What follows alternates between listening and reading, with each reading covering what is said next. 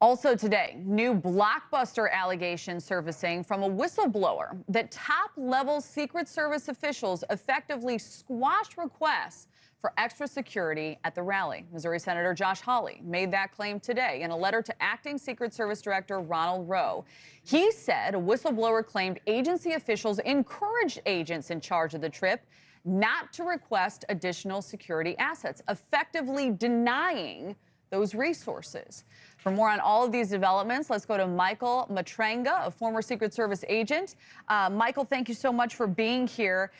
We're now more than a month after that assassination attempt. I'm curious, what do you make of the timing with these agents, putting these agents on leave now? I think, thank you for having me. I think that it's a standard operating procedure. If you go back to the testimony shortly after the assassination attempt, whether it be Director Cheadle or Acting Director Rowe, there were multiple questions that were asked regarding the accountability of these agents that were involved, right? And so those answers could not be given at the time due to this investigation. And so what I will tell you is that this is standard operating procedure. I'm not surprised by the suspensions or the agents being put on leave. I believe that those that were responsible should be put on leave until the investigation is complete. And so I'm not surprised at all. I'm happy to see that that is the direction of the United States Secret Service, and that Director Rowe is taking a proactive stance on trying to get some solutions and some answers for the American people that we've been asking for a very long time now. Yeah, we certainly have. What do you make of this controversy now? We heard today from Senator Josh Hawley that a Secret Service whistleblower claimed officials encouraged agents in charge of the rally not to request any extra security assets in their planning. This obviously contradicts Acting Director Ronald Rowe, who said no assets were denied. Well, I mean, the director's not going to say that. It would be a stain on the reputation of the director, the former director, and those that came before them. He's obviously not going to say that. What I'll tell you is I'm not surprised by that. We've seen an increase of this administration and past administrations weaponizing federal agencies for political gain.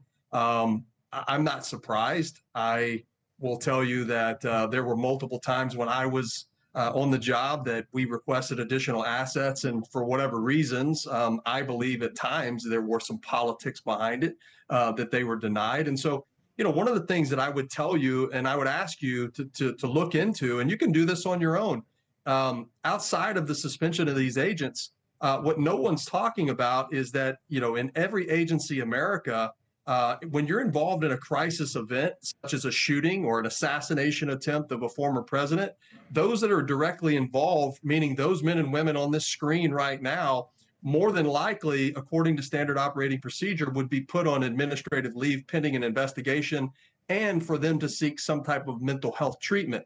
So what I would ask you to do, and I've seen this, and I just from my observational purposes only, and I would encourage the American people, go Google those that were working that day on July 13th, and then the subsequent days after that. And we should be asking the director why those individuals that were directly responsible for the safety of the president and having survived that assassination attempt were continuing to work subsequent shifts for at least a week after that. Don't they have a due diligence to make sure that those agents are in the right frame of mind? And are we just not going to follow standard operating procedures? The thing is the United States Secret Service men and women are warriors at heart. Those men and women that day did their job, that jumped on that stage. We should be looking out for their best interest, and we should be asking why they weren't placed on administrative leave for their own well-being. Seeing them there days later, Michael, what does that tell you about what may be happening behind the scenes? Is it something the American people should know? Well, I think that, the Secret Service, listen, I'm forever grateful for them. I still love the Secret Service. I love the men and women of the Secret Service. But I think the Secret Service for a very long time has said we take care of our own. But the question is, do you really? Because having survived an assassination attempt and being involved in a catastrophic event that hasn't happened in 43 years, I think that the mental health of those individuals should have been priority. not the mission. We can backfill the mission all day long with other agents. The men and women that were on that stage that jumped in front of or on top of the president, former president. My question is, what is their current mental state? Why were they not, or why were they continuing to work subsequent shifts for days after that? When Anytown America police officers involved in such a catastrophic event, they're going to be placed on administrative leave. Thanks so much for watching. Go to joinnn.com to find NewsNation on your television provider. And don't forget to click the red subscribe button below to get more of NewsNation's fact-driven, unbiased coverage.